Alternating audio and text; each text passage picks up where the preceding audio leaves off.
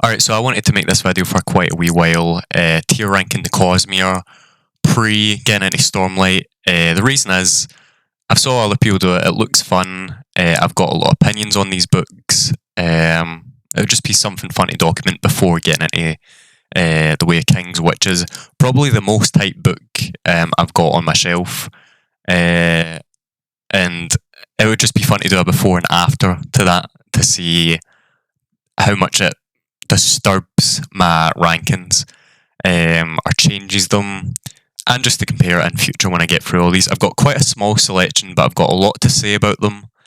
I'll try rapid fire through it and just give my thoughts on each. So I'm going to start off with Mistborn, The Final Empire, which, after brewing for so long, after, I've been here, there, and everywhere with these books, it's a pretty easy S tier for me. This is going to be a really, really tricky list to actually make decisions with. I'll get to what I mean later.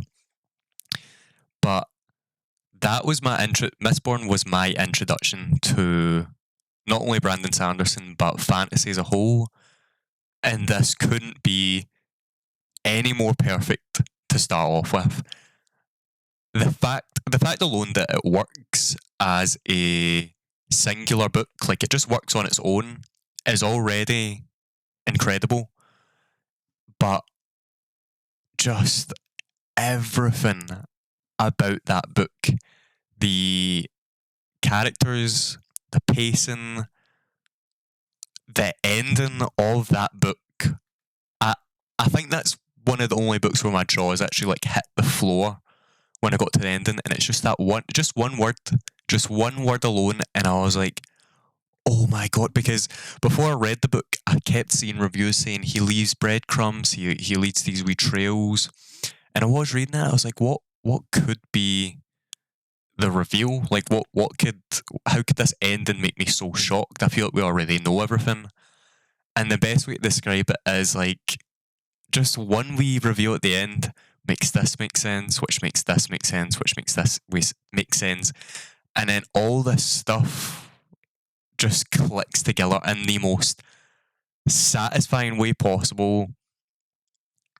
I loved this book so much. I can't recommend it enough. I recommend it to literally everyone who even thinks of getting into fantasy or just wants a book to read in general. Amazing, and again, the fact that it stands alone, you could read that and just never bother with those books again. Amazing. Plus bonus points, right? This is a wee specific bonus point. There was a section in this book where the magic has already been sort of explained to you, but then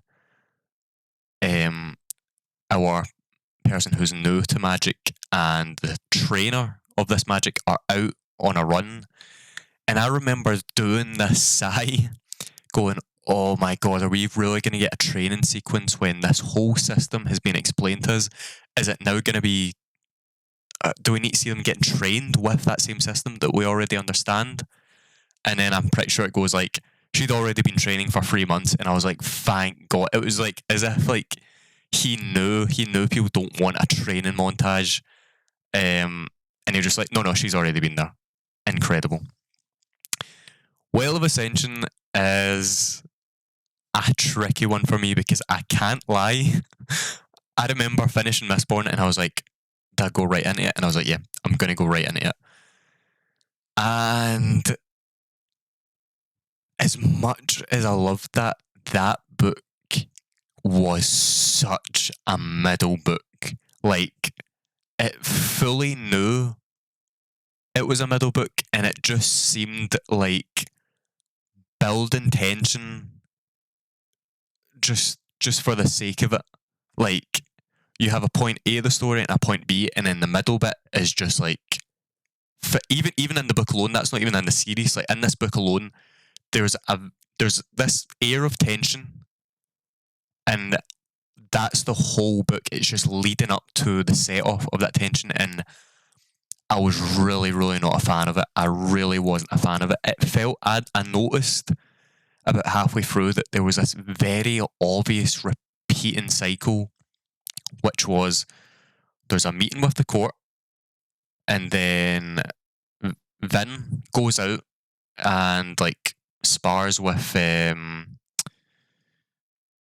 other guy. She spars with someone, and then I think she speaks with Kandra, and then it was like looping. It just felt like that same cycle looped. It was like Ellen goes and speaks. I've just realised I'm not using character names for some reason. Ellen speaks with the court. Vin goes out at night, and then something about the Kandra. Loop, loop, loop, loop. There was a third part I'm missing. I think it's like Ellen goes to the court, Vin goes out at night, and then Ellen will meet with someone external. Loop, loop, loop, loop, loop. And it was just, I remember reading it and I was like, please tell, because Hero of Ages at this point had been pretty built up for me. Like, I'd saw all the reviews on TikTok and Instagram, Goodreads and all that saying it is the best ending of all time. And when this book wasn't really hitting, I was like, was Mistborn just a fluke? Like, is the rest of the series not going to be like this? But the ending is decent. The Sandra Lynch, of course, was pretty good. A lot of reveals, a lot of, things that is going to lead into the next book, which were crazy, but a pretty big basis of my ranking with Sanderson book, which I hope other people follow, is the Sandra Lynch can't make up for everything. Even if you didn't like Mistborn book 1, the Sandra Lynch, I think, makes up for stuff. Like, it's like, no, this is why I was leading this up, this is why I put this here, and this is why you didn't know about that, because it makes sense to not know it till the end. I'll get to that with Warbreaker. But with the Well of Ascension, I'm going to need to say C. For right now, I'm going to need to say C because just not enough was happening in that book for me to actually be interested. Anyway, so now we've got the Hero of Ages, which after book 2 is just such... It's like action, action, action, action, action, action. Multiple points of view, or multiple perspectives, but everyone's going for action. Everyone's constantly doing something. There's constantly something going on.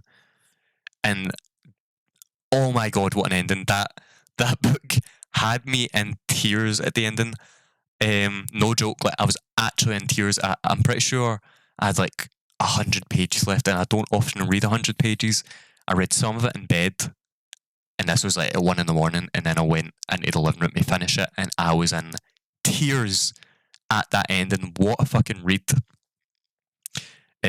So many arcs. Oh, so many things just get ended so perfectly, but I do find that I prefer overall, since we're now at the end of Mistborn Era 1, I do prefer book 1 over book 3. I don't know why that is exactly. I don't know if it's because it works so well in a way as a standalone, or just because you're so new to it and everything's still being explained to you and you're only seeing the beginning. Whereas this, things are coming to an end. I'm pretty sure I had some critiques with the Hero of Ages. Like, there's some storylines that I wasn't the biggest fan of. I fucking loved Spook's storyline. His was incredible. I loved his. Yeah, I'm pretty sure the only thing I didn't... The Hero of Ages didn't have the crazy Sandra Lynch. Like, loads of stuff happens, but it wasn't like everything by this point has sort of been revealed in a way, except from one thing. So there's not too much to surprise you with. So it gets a solid A.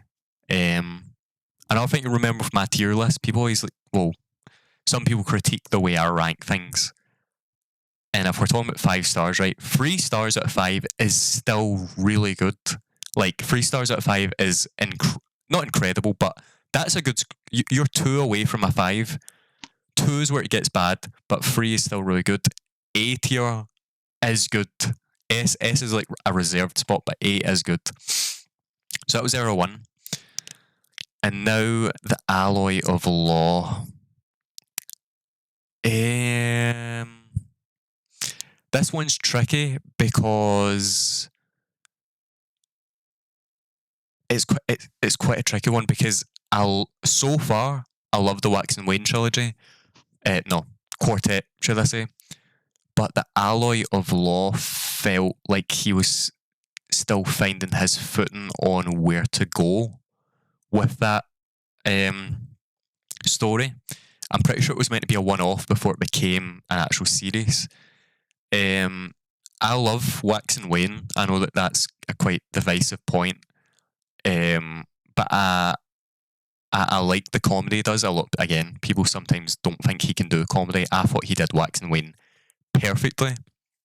All the other characters in the book are. It's been a while since I read it, but I like all the other characters.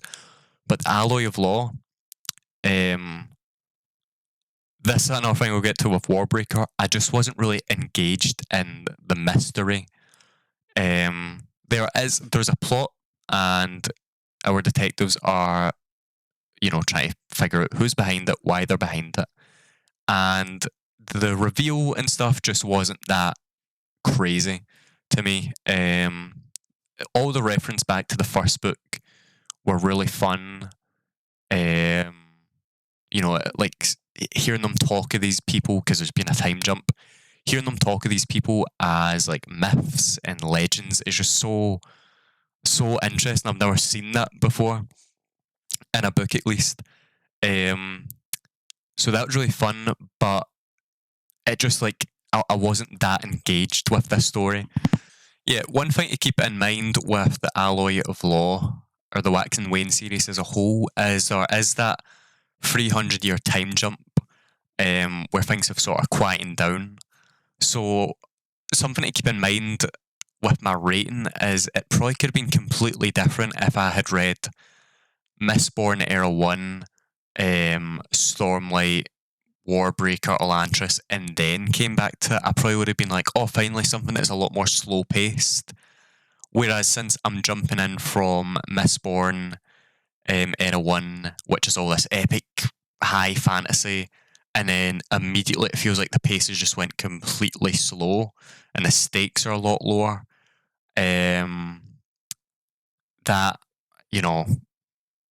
That, that impacts how I'm going to feel about it. But I think the Alloy of Law will probably get a nice C. I don't think it's not better than The Well of Ascension. Even though I didn't really enjoy that book, I still liked both of them enough. But C just feels right to me as books that I liked but wasn't a massive fan of. Shadows of Self is where it seemed like Sanderson had like found Wax and Wayne. Like they just felt so much better written. You were getting more into their story, and they were starting to feel like more full as a character, and not just like these two, guys who have a little back and forth. You were seeing like trauma and regret and like grief.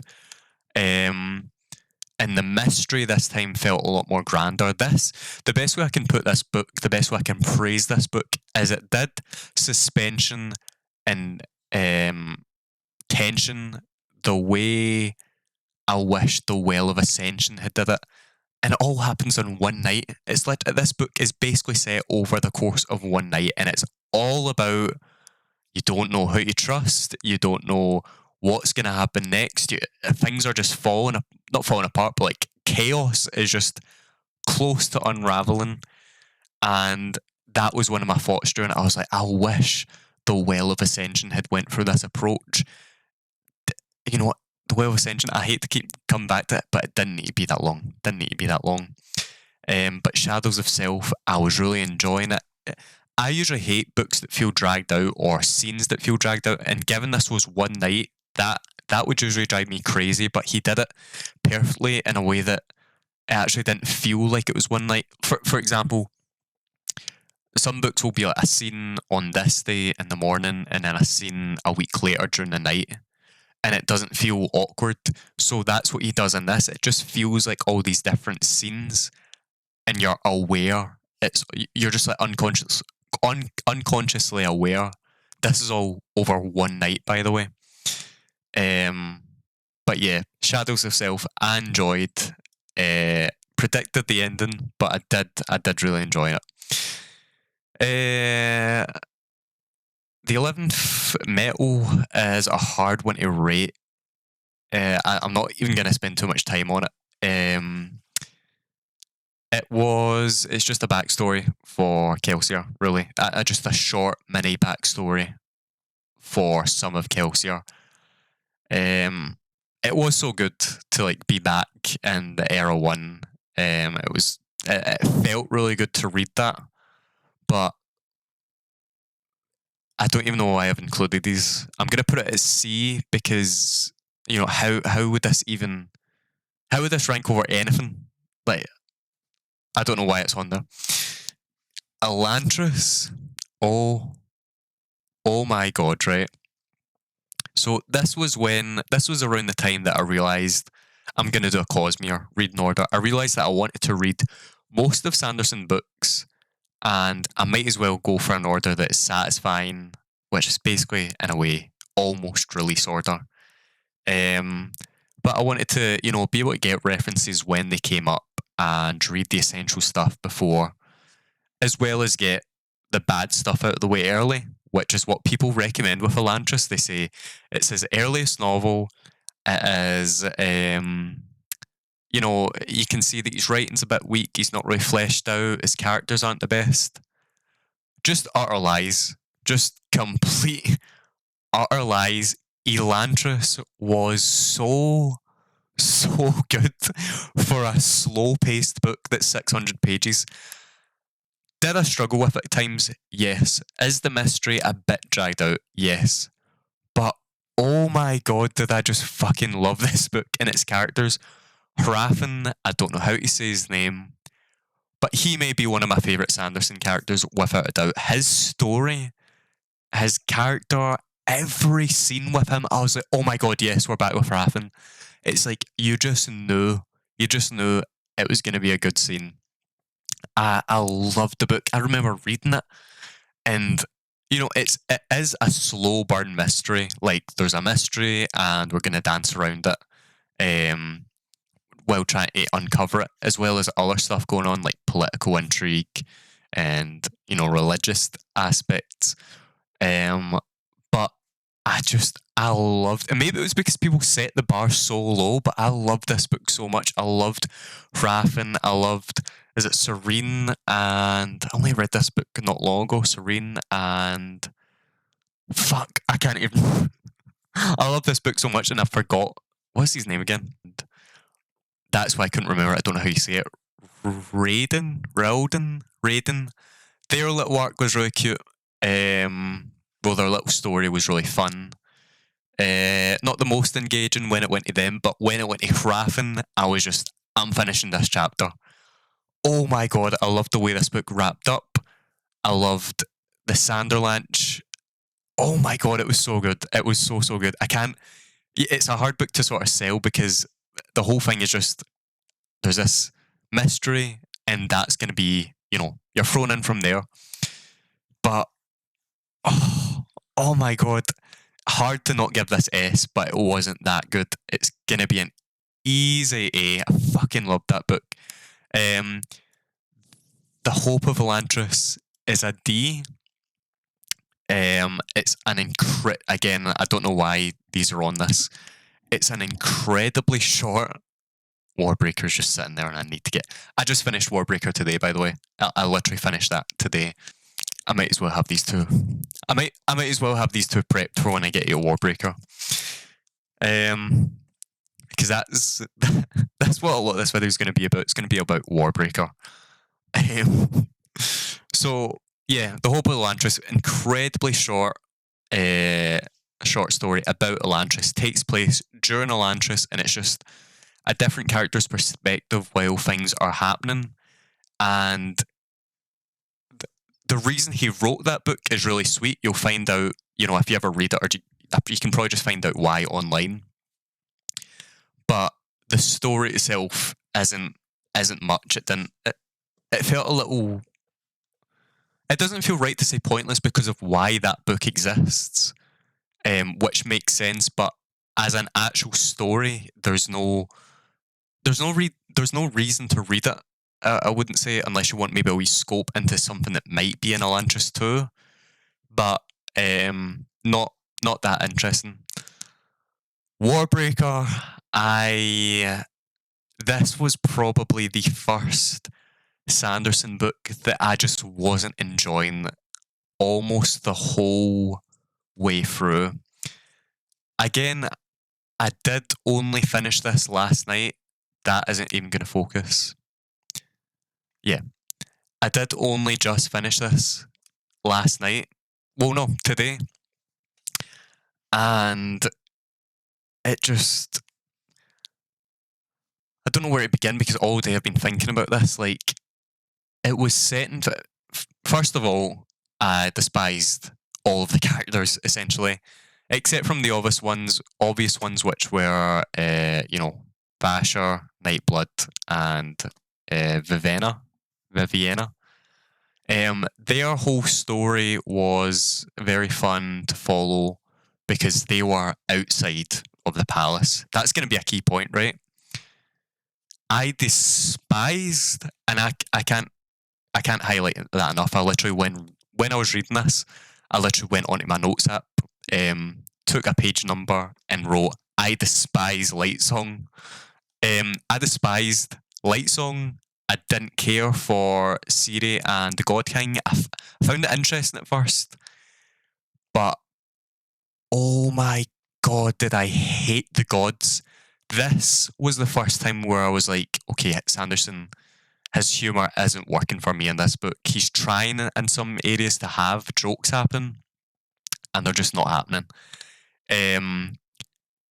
I just, like, basically, because of a plot aspect of this story, Siri and Lightsong are confined to a certain area, which means when we are seeing their perspective or their parts of the story, it's always the same location, same, aspects of their day. And it was just so repetitive. It was so claustrophobic. And I didn't like them, especially Lightsong and like Blushweaver. All the gods were just so... I don't know if it was so intentional, but Lightsong, I think you're meant to like, but I could not stand him at all. He was so, like, frustrating. I didn't like his story. I don't like it wrapped up well. It just felt like this book was a lot of running around for nothing to actually be revealed. The more I sit with the story, the harsher I get. I gave it a 3 stars this morning, and now even that is wavering a wee bit. I know that this is an essential book to the Stormlight, and all I can say is that I'm so glad I read it now, because if I had started the Way of Kings and then went to this, which is pretty sure the essential time. In fact, yeah, actually, yeah. You need to, when you read the Way of Kings, if you're doing the Cosmere order, it's kind of required to read this afterwards. That would have stunted me. That would have seriously stunted my enjoyment. So yeah, I can just go on and on about this book. Set up, this is the best way to put it. This book set up breadcrumbs and plot points and mysteries and intrigue. And then at the end, it felt like all it took was a sentence. All it was one scene, and everything made sense. Everything this world was showing you, how it all works, how, why are we here? Why is the world the way it is, etc., etc. Everything started to make sense, and it was just an amazing moment. This book was setting up intrigue and mystery, and I think breadcrumbs, only for at the end it just gets explained. Like, I mean, the villain just explains his whole plan. And I remember when I was reading that, I was like, I know it's a book, but I know it's a fantasy book, but even then, this is way too much exposition. Like, he is just flat out saying why he did this, why this is happening, what it's going to lead to. I just, for once, the Sanderlanche actually didn't hit. Not as in it didn't happen, but it wasn't good. So, in saying that, you might think I put this at D, but there were times where I was really hopeful with the story. There was times where I was like, okay, if this could go somewhere, this could lead to somewhere interesting. If we see more of this and more of this, and then it just sort of fell flat in areas. It just felt like I watched a review today and it said this book should have been like a series, and that makes so much more sense to me because stuff that I think was meant to pay off the end didn't have enough area to like build up anyway. So I think in areas where you're meant to be like, it was like, oh, okay, I guess that's who's like bad or that's who's good. Yeah. So I think that will get a low C. That will probably at some point go down to D. However, I don't know, maybe when I read Words of Radiance or The Way of Kings or whatever, that will completely change. I'll be like, oh my god, the connections. This makes sense now. That's why the book was like that, which I can't see happening. But yeah, Warbreaker. If there was a middle, can you put that in the middle? If there was a middle, it'd be between C and D. Didn't care for it at all. But either way, with all those books read, my time has come. My time has come. You must continue your journey without me. My time has come. I'm not going to read it yet. I think after a bad Sanderson book, I need a bit of a palate cleanser, aka all the other books that are sitting on my shelf. And then when it feels right, if I can resist not reading it tonight, in a little while, I'll read The Way Kings. But yeah, this was my S tier. Funnily enough, the two books I grabbed, this was my highest rated, and this means my lowest rated, excluding, the Hope Letters. Yeah,